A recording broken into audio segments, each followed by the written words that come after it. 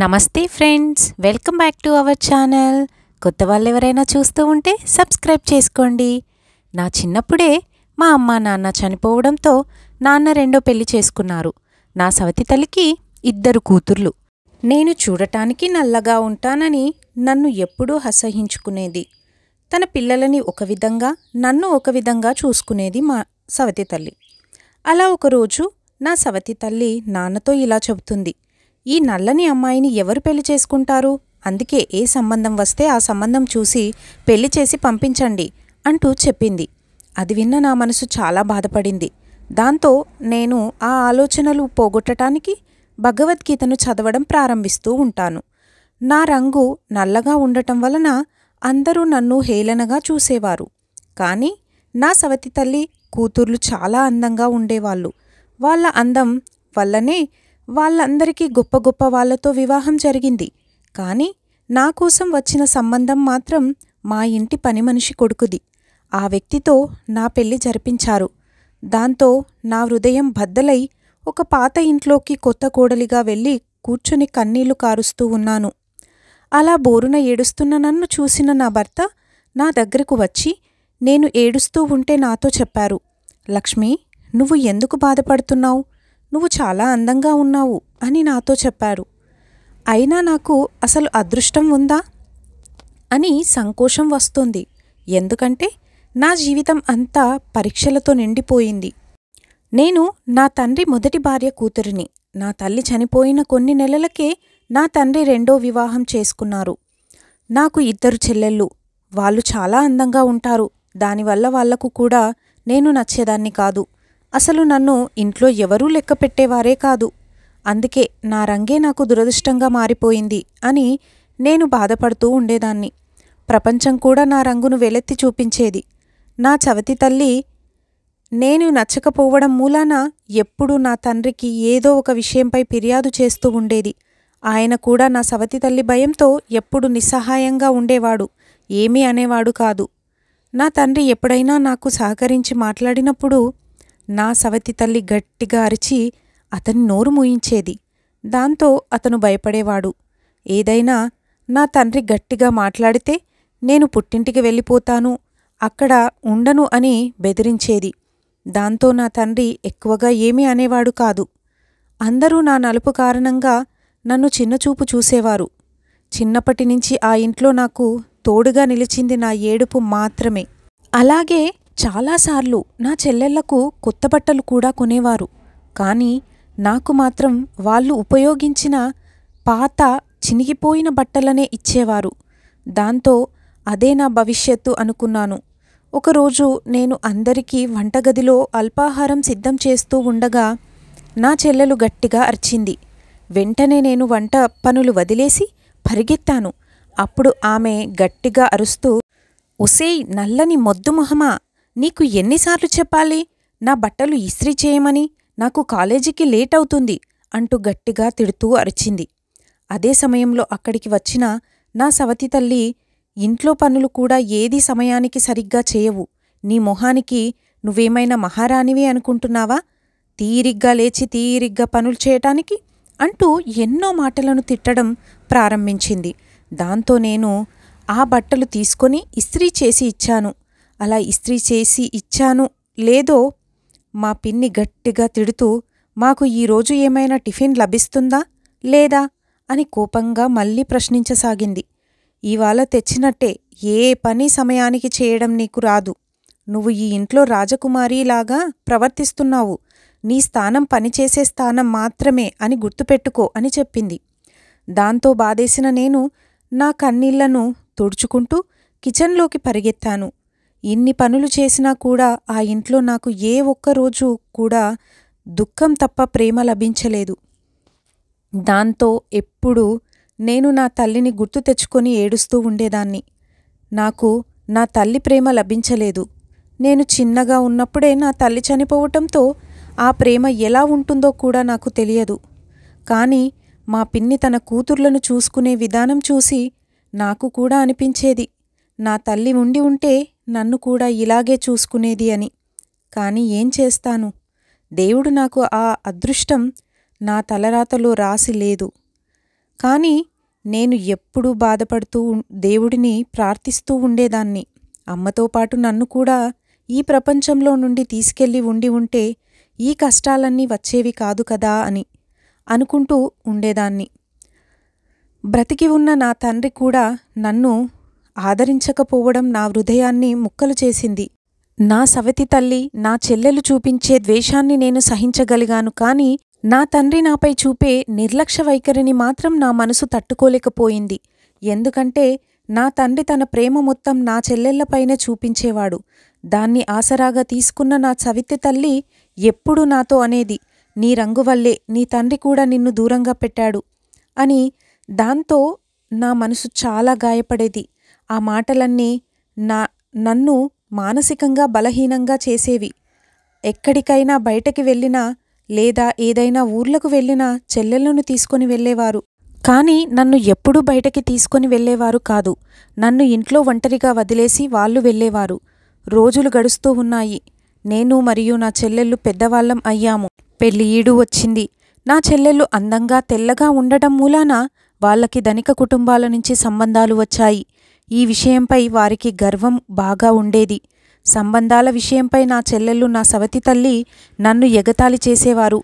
మా అందం వల్లనే మాకు ధనిక సంబంధాలు వస్తున్నాయి, నీకు నీ మొహానికి ఏ సంబంధాలు రావడం లేదు అని ఎగతాళి చేసేవారు. దాంతో నేను గుండెలు పగిలేలా రోధించేదాన్ని. దేవుడు నన్ను ఎందుకు మిగిలించాడా అని బాధపడేదాన్ని. నా మనసును కుదుటపరుచుకోవటానికి మళ్ళీ భగవద్గీతను చదువుతూ ఉండేదాన్ని. నా సవతి తల్లి తన సొంత కూతుర్ల కోసం చాలా ఖర్చు చేసింది. చివరికి నా సొంత తల్లి ఆభరణాలపై నాకే హక్కు ఉండగా వాటన్నింటినీ కూడా నా సవతి తల్లి నా చెల్లెళ్లకు ఇచ్చేసింది. కానీ నా తండ్రి కూడా ఈ విషయంపై ఏమీ మాట్లాడకపోగా నిశ్శబ్దం వహించాడు. ఒకరోజు మా పిన్ని ఇలా అన్నది, ఈ నల్లని అమ్మాయి నుండి మన జీవితాలు విముక్తి చెందాలి అంటే ఏదో ఒక సంబంధం చూసి పెళ్లి చేయండి. పెద్ద పెద్ద సంబంధాలు రావటానికి తను ఏమీ అందగత్త కాదు. అలాగే ఆమె రూపానికి ఏ ధనిక కుటుంబం కూడా రాదు. ఏదో ఒక సంబంధానికి ఇచ్చి బాధ్యత నుండి తప్పించుకోండి అని నాన్నతో చెప్పింది. ఇలాంటి నల్లని అమ్మాయిని ధనిక కుటుంబాలకు ఇస్తే కట్నాలు కూడా ఎక్కువ ఇచ్చుకోవాలి. అదే పేద కుటుంబాలు అయితే కట్నం కూడా ఇవ్వాల్సిన అవసరం ఉండదు. పెళ్లి చేయకపోయినా ఒరిగేది ఏమీ లేదు, పనిచేస్తూ బతికేస్తుంది. కానీ తన పిల్లలకు పెళ్ళిళ్ళు చేసింది. కానీ సవతి తల్లి కూతుర్ని తనకి మాత్రం పెళ్లి చేయలేదు అని లోకం నాపై పడి చస్తుంది. ఆ భారం నాకెందుకు, ఎవరో ఒకరికి చూసి కట్టబెట్టండి అని చెప్పడంతో నేను బాగా బాధపడేదాన్ని. ఆ మాటలు విన్న నా తండ్రి కూడా నిశ్శబ్దంగా ఉండిపోయాడు. వీళ్లకు నేను ఇంత భారమయ్యానా అని ఆలోచిస్తూ నా బాధను శాంతపరుచుకోవటానికి నేను మళ్ళీ భగవద్గీత వంటి పవిత్రమైన పుస్తకం చదువుకునేదాన్ని. అప్పుడు నేను బహుశా ఆ భగవంతుడు నా లోపల ధైర్యాన్ని కలిగించవచ్చు, నాకు ఈ కష్టాలని తట్టుకునే శక్తి, ఓర్పును కలిగించవచ్చును అని భగవంతుణ్ణి ప్రార్థిస్తూ ఆ గీతను చదువుతూ ఉన్నాను. నా కన్నీళ్లు ముత్యాలుగా రాలుతున్నాయి. ఒకరోజు నా చెల్లెలు తన భర్తతో మా ఇంటికి వచ్చింది. ఆమె చాలా ఖరీదైన దుస్తువులు, ఖరీదైన నగలు చూసి నా జీవితంలో ఇది అసాధ్యం అని అనుకున్నాను. అదలా ఉండగా నా పెళ్లిని నా అనుమతి లేకుండానే ఒక పని మనిషి కొడుకుకి ఇచ్చి పెళ్లి నిశ్చయం చేశారు. అది చూసి నేను ఎంతో బాధపడ్డాను. నేను కూడా నా చెల్లెలులాగే మంచి కుటుంబంలోకి వెళ్ళాలి అనుకుంటున్నాను అని నా సవతి తల్లితో చెప్పాలి అని అనుకున్నాను. నేను ఈ పని మనిషి కొడుకుతో అసలు పెళ్లి చేసుకోను అని చెప్పాలి అని అనుకున్నాను. కానీ ఆ ఆలోచనతోనే నాకు చెమటలు పట్టాయి. ఒకవేళ నేను నిజంగా ఇలా మాట్లాడితే నా పరిణామాలు ఎలా ఉంటాయో నాకు గుర్తుకు వచ్చాయి. దాంతో నేను వెనుకడుగు వేయాల్సి వచ్చింది. ఇక త్వరలోనే నా పెళ్లి నిర్ణయించబడింది. ఇది ఒక సాధారణ పని మనిషి కొడుకుతో. నా పెళ్లికి నా తల్లి చెల్లెళ్ళు ఎవరూ కూడా సంతోషంగా లేరు. అందుకు బదులుగా నా యొక్క దుస్తువులు, ఆభరణాలు, నా రంగుని చూసి ఎగతాళి చేస్తున్నారు. నా కోసం కనీసం కొత్త బట్టలు కొనాలి అని కూడా ఎవరూ ఆలోచించలేదు. పాత చీర కట్టించి పెళ్లి ముగించేశారు.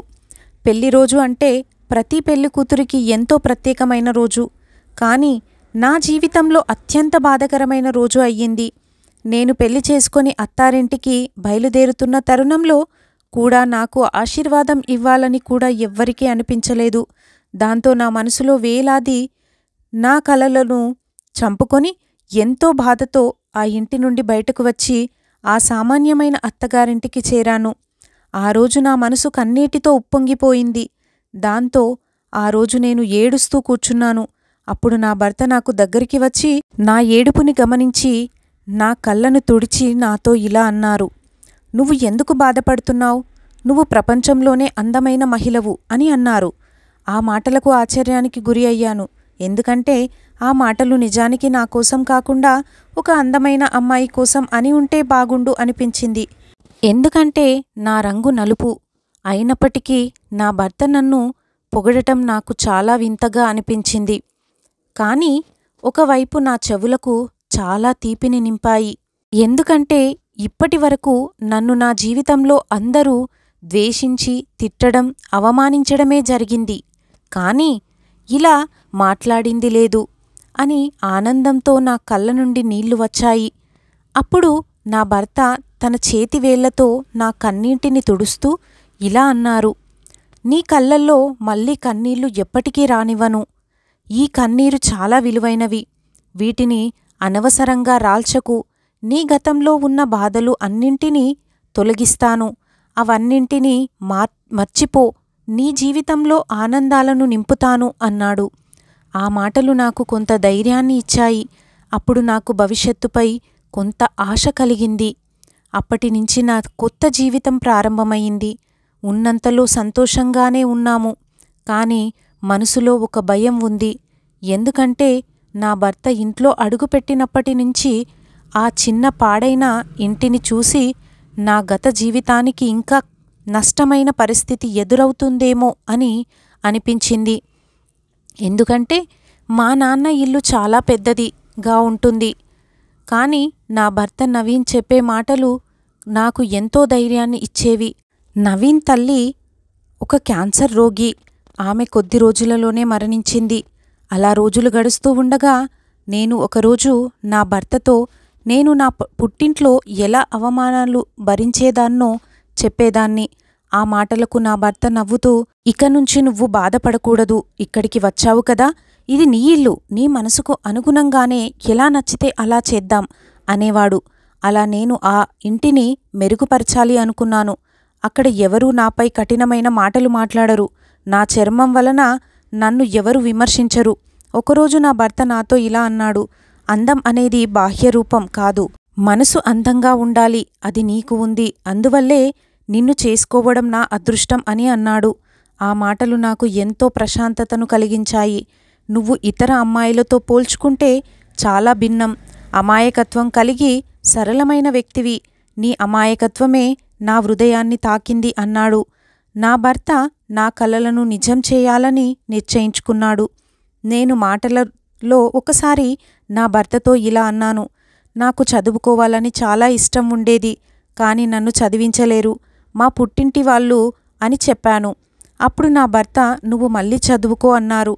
ఒకరోజు నా భర్త నాకు ఒక చిన్న పుస్తకం తెచ్చి ఇచ్చారు.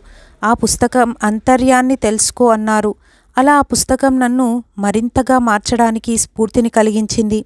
దాంతో నేను మరింత పై చదువులు చదువుకొని నేను నా జీవితాన్ని మార్చుకోవాలి అని నిర్ణయించుకున్నాను. నా భర్తకు నాపై ఉన్న ప్రేమ, గౌరవం జీవితానికి కొత్త దారిని చూపించింది. దాంతో నా గౌరవాన్ని, నా ప్రేమను, నా యొక్క హక్కులను సాధించుకోవాలి అని నేను నిశ్చయించుకున్నాను. నా లోపల ఉన్న శక్తివంతమైన నన్ను వెలికి తీసేందుకు నాకు పూర్తిగా నా భర్త తోడుగా నిలిచాడు. తనను నాలో ఒక నమ్మకాన్ని కలిగించారు. ఒక శక్తివంతమైన మహిళ సమాజాన్ని కూడా మార్చగలదని నా జీవితంలో ఒక వింత మార్పు చోటు చేసుకుంది. నా భర్త యొక్క ప్రేమ, ప్రోత్సాహం నన్ను ఆలోచింపజేశాయి. నిజంగా నాకు ఏదైనా సాధించగలిగే శక్తి ఉందా? నా జీవితాన్ని మెరుగుపరుచుకోగలనా అని. కానీ నా ఈ ప్రయాణం ఊహించనంత సులభం కాదు. ఒకరోజు నా భర్త నన్ను చూసి అన్నాడు, "నువ్వు నిజంగా కోరుకుంటే నీకు మంచి కాలేజీలో అడ్మిషన్ ఇప్పించగలను." అప్పుడు నేను ఆయనని ఆశ్చర్యంతో చూస్తూ ఉండగా ఆయన నా చేతిమీద చేయి వేసి భరోసా ఇస్తూ, "నువ్వు చదువుకో, ఆ చదువు నిన్ను ఒక ఉన్నతమైన స్థాయికి తీసుకువెళ్తుంది, నీకు సరైన గౌరవం లభించడానికి కారణమవుతుంది" అన్నారు. మొదట నేను నాలాంటి అమ్మాయికి చదువుకోవడం సాధ్యమా అని భయపడేదాన్ని. కాని ఆయన ప్రోత్సాహం, ప్రేమ నాకు ధైర్యం నింపాయి. అలా నా భర్త తన పొలాన్ని కొంచెం అమ్మి డబ్బు తీసుకొచ్చి నాకు కాలేజీ ఫీజు కట్టాడు. ఆ రోజు నా హృదయంలో ఆనందం, భయం రెండూ మిళితమయ్యాయి. కాని చదువు మొదలుపెట్టిన తరువాత నాకు తెలిసింది ఈ ప్రపంచం ఎంత అందమైనదో అని, ఎంత సభ్యసంబంధమైనది అని, ఇంకా చదువు మన లోపల ఉన్న అందాన్ని బయటకి తీయగలదు అని. కాని నా సవతి తల్లి, నా చెల్లెలు ఇంకా అవమానిస్తూనే ఉన్నారు. వారి మాటలతో నా గుండెలో గంటలు మోగుతూ ఉన్నాయి. ఈ నలుపు రంగు అమ్మాయికి చదువేం చేస్తుంది? దీనివలన ఆయన జీవితం ఏం మారుతుంది? ఈ భార్యాభర్తలు ఇద్దరు కలిసి ఏదో సాధిస్తారంట అంటూ నవ్వుతూ హీనంగా చూసేవారు. ఆ ఏలనగా మాట్లాడే మాటలు నాకు ఎంతగానో బాధ కలిగించాయి. నన్ను అన్నప్పుడు సహించగలిగాను. కాని నా భర్త మీద వచ్చిన మాటలు నన్ను చాలా బాధించాయి. నేను ఆ అవమాన మాటల్ని నా బలంగా మార్చుకొని చదవసాగాను. ఒకరోజు నేను చదువుకుంటూ ఉండగా నా సవతి తల్లి నా దగ్గరికి వచ్చి, "నీలాంటి అమ్మాయిలకు కలలు ఉండవద్దు. ఆ కలల్ని సహకారం చేసుకోవాలి అనుకుంటే అది నీ వల్ల అస్సలు కాదు" అంటూ చిరునవ్వు నవ్వుతూ చెబుతూ ఉండేది. ఇప్పుడు నేను కోపంగా ఇలా అన్నాను, "ఏదో ఒకరోజు నా జీవితంలో నా కల నిజం అవుతుంది. అప్పుడు ఆ రోజే నా జీవితంలో అతిపెద్ద రోజు అవుతుంది" అని చెప్పాను. అప్పుడు ఆమె నవ్వుతూ మళ్ళీ చెప్పింది, "మీ స్థాయి నువ్వు మర్చిపోకు. నువ్వు కన్న కలలు ఏవీ కూడా నిజం కావు. నువ్వు ఇప్పుడు ఎక్కడున్నావో అక్కడే ఉంటావు. అంతకు మించి ఎదగాలి అని ప్రయత్నిస్తే రెక్కలు విరిగి కింద పడిపోతావు" అని అన్నది. ఆమె మాటలు నన్ను చాలా కుంగదీశాయి. నా భర్త నాకు ఇన్నాళ్ళు ఇచ్చిన ధైర్యం ఒక్క క్షణంలో మాయమైపోయినట్టుగా అనిపించింది. కాని నా భర్త నా మనోధైర్యాన్ని తిరిగి రాగలిగించాడు. "నేను నీకు తోడుగా ఉంటాను" అంటూ నా చదువు ప్రయాణంలో నా వెంటే నడిచాడు. అలా నేను ఒక మెట్టు ఎదుగుతూ ఉన్నాను. ప్రతి మెట్టు దగ్గర నా భర్త నాకు అండగా ఉన్నాడు. ఎల్లప్పుడూ నాకు తోడుగా, నీడగా ధైర్యాన్ని ఇస్తూ ఉండేవాడు. అది చూసి నన్ను నేనే నమ్మలేకపోయాను. దానికి అంతటికీ కారణం నా భర్త. నా అదృష్టాన్ని నేనే నమ్మలేకపోతున్నాను. నా కళ్ళ వెంట నీళ్లు వచ్చాయి. నేను నా భర్తతో చెప్పాను, "నువ్వు ఈరోజు నా జీవితంలో జరగని ఒక అద్భుతాన్ని, గౌరవాన్ని దక్కేలా చేశావు. మీరు లేకుండా నా జీవితంలో ఇంతటి అదృష్టం ఎప్పటికీ దక్కేది కాదు" అని చెప్పాను. ఒకరోజు మా కాలేజీ ప్రిన్సిపాల్ నన్ను పిలిచి, "కాలేజీ ప్రోగ్రాంలో ఒక స్టూడెంట్ స్పీచ్కి అవసరం ఉంది. అది ఎవరో కాదు, నువ్వే" అని చెప్పారు. అది వినగానే నేను ఎంతగానో భయపడ్డాను. ఎందుకంటే ఎప్పుడూ నాపై నాకే ఆత్మవిశ్వాసం ఉండేది కాదు. ఇప్పుడు నేను ఎదుటివాళ్ల ముందు నిలబడి ఎటువంటి మాటలను మాట్లాడలేను అని అనిపించింది. కాని నా భర్త నాకు ధైర్యాన్ని ఇచ్చాడు. "గుర్తుంచుకో, ఈ అవకాశం నీ కలలని సాకారం చేయటానికి ఒక ముందడుగులాంటిది. ధైర్యాన్ని తెచ్చుకో, నువ్వు స్పీచ్ ఇయ్యగలవు" అని నాలో ప్రోత్సాహం నింపారు. దాంతో నేను అంగీకరించాను. అలా నేను నా భర్తతో కలిసి నా ప్రసంగం కోసం సన్నాహాలు ప్రారంభించాను. పోటీ రోజు రాగానే నా మనసు భయం మరియు ఆందోళన మధ్య నిలిచింది. కాని ఇంకా నా మనసులో భయం, ఇంకా అంతకన్నా పెద్ద సమూహం ముందు నేను మాట్లాడగలనా అనే సందేహం కూడా ఉంది. ఎలాగోలా ధైర్యం తెచ్చుకుని స్టేజిపైకి వెళ్ళి నా మనసులో నిర్ణయం తీసుకున్నాను. ఈ ప్రసంగం నేను మంచిగా ఇచ్చి గెలవాలి అని ప్రారంభించాను. వందలాది కళ్ళు నన్ను చూస్తూ ఉన్నాయి. ప్రసంగం మొదలుపెట్టాను. నా స్వరం ప్రతిబింబిస్తోంది. నా ప్రసంగం చాలా జోరుగా, హుషారుగా ముందుకు సాగుతుంది. నా ప్రసంగంలో వచ్చిన మాటలన్నీ నా హృదయం నుండి వచ్చినవి. అందుకే అవి చాలా స్పష్టంగా ఆడిటోరియం మొత్తం చేరాయి. ప్రసంగం ముగిసినప్పుడు ఆ హాల్ మొత్తం చప్పట్లతో మారుమోగుతుంది. అప్పుడు నాకు నా జీవితంలో ఏదైనా చేయగలను అనే ధైర్యం గట్టిగా వచ్చేసింది. వెంటనే నేను ప్రసంగం పోటీలో మొదటి బహుమతిని పొందాను. ప్రిన్సిపల్ నన్ను స్టేజిపైకి పిలిచి బహుమతిని అందించారు. నేను కేవలం నా రంగు, హోదా కారణంగా అవమానించబడిన రోజులు ఇప్పుడు మారిపోయాయి. నన్ను ఎప్పుడూ వెనకకి లాగటానికి ప్రయత్నించిన నా సవతి తల్లి, చెల్లెలు ముఖాలు ఆశ్చర్యంతో స్పష్టంగా కనబడుతున్నాయి. నేను ఆ బహుమతి నా భర్త చేతికి ఇచ్చి చెప్పాను, ఇదంతా మీ వల్లనే సాధ్యమైంది. మీ ప్రోత్సాహం లేకపోతే నేను ఇప్పటికీ ఈ స్థాయికి చేరుకునేదాన్నే కాదు అని కళ్ళ నిండా నీళ్లు తెచ్చుకొని చెప్పాను. అప్పుడు నా భర్త ఇలా అన్నారు, ఇది నీ కష్టానికి వచ్చిన ఫలితం. ఇది నీ మొదటి విజయమే. ఇంకా నీ విజయాల ప్రయాణం ఇప్పుడే మొదలయ్యింది అని ఆయన నా చేతిని పట్టుకొని అన్నారు. నేను చెప్పాను కదా, నువ్వు ధైర్యమైన వ్యక్తివి అని. నువ్వు చూడు, ఇంకా చాలా చాలా సాధించగలవు అన్నాడు. ఒకప్పుడు నా రంగు, హోదా చూసి నన్ను అవమానించిన వాళ్ళు ఇప్పుడు నన్ను అభినందించడానికి ముందుకు వచ్చారు. కానీ నా సవతి తల్లి, చెల్లెలు మాత్రం హేళన చేసి వారు ఇప్పుడు మౌనంగా ఉండిపోయారు. ఆ తర్వాత నేను బాగా చదివి గవర్నమెంట్ టీచర్ ఉద్యోగాన్ని సాధించాలని అనుకున్నాను. నేను అనుకున్న కల నాకు నిజంగా చాలా అందమైనది, కానీ అది చాలా కష్టమైనది కూడా. దీని గురించి తెలిసిన నా సవతి తల్లి నన్ను మళ్ళీ హేళన చేస్తూ మాట్లాడింది. అసలు గవర్నమెంట్ ఉద్యోగం రావటం అంటే ఆషామాషి అనుకుంటున్నావా? నీ వల్ల కాదు. అది నీ మొహానికి నువ్వు ఇంతవరకు రావడమే ఏదో ఆ దైవకృప. ఇక చాల్లే వెలగబెట్టింది అంటూ హేళనగా మాట్లాడింది. ఆ మాటలు నన్ను ఎంతో బాధించాయి. నన్ను ప్రోత్సహించడానికి బదులుగా నన్ను మరింత బలహీనులుగా చేశారు. కానీ నా భర్త నన్ను ఎప్పటికీ ప్రోత్సహించారు. నా భర్త ఇలా అన్నారు, వాళ్ళు నిన్ను ఆపటానికి ప్రయత్నించవచ్చు. నీ మార్గంలో ఇంకా ఇలాంటి ఎన్నో అడ్డంకులు వస్తూ ఉంటాయి. కానీ నీ కల కోసం నువ్వు వాటన్నింటినీ అధిగమించి పోరాటం చేయాల్సిన అవసరం ఉంది అన్నారు. ఆ మాటలన్నింటినీ పట్టించుకోకుండా చదవటం ప్రారంభించాను. రాత్రి పగలు కష్టపడి చదవడం ప్రారంభించాను. అప్పటినుంచి నా చదువుపై పూర్తి దృష్టిని కేటాయించసాగాను. అలా నా భర్త ప్రోత్సాహంతో నేను టీచర్ ఎగ్జామ్ కూడా రాశాను. రోజులు గడుస్తూ ఉండగా ఒకరోజు నా ఎగ్జామ్ రిజల్ట్ ఆందోళనగా ఉంది. ఆ దేవుడు నా శ్రమకు ఫలితం ఇచ్చాడు అనిపించింది. ఎందుకంటే ఆ ఎగ్జామ్లో నేను పాస్ అయ్యాను. దాంతో నా వెన్నంటే ఉండి నన్ను ప్రోత్సహించిన నా భర్త కాళ్ళు పట్టుకుని ఏడవడం మొదలుపెట్టాను. అది చూసి నన్ను పైకి లేపి, ఎందుకు ఏడుస్తున్నావు పిచ్చిదానా, నువ్వు సాధించావు అంటూ నాకు గర్వంగా చెప్పారు. అప్పుడు నేను నాకు వస్తున్న కన్నీటితో ఇలా చెప్పాను, ఇదంతా మీ వల్లనే ఈ విజయం సాధించాను, లేదంటే ఈ విజయం నాకు ఎక్కడిది అంటూ బాధపడ్డాను. ఈ విషయం ఊరంతా తెలియడంతో అందరూ అభినందించసాగారు. కానీ నా చెల్లెళ్ళు, నా సవతి తల్లి మాత్రం నిశ్శబ్దంగా అలాగే ఉండిపోయారు. లోపల నాపై కుళ్ళుకుంటూ ఉన్నారు. ఇన్నాళ్ళు మేము ధనవంతులం అంటూ విర్రవీగిన నా బంధువులు అందరూ ఇప్పుడు మౌనమైపోయారు.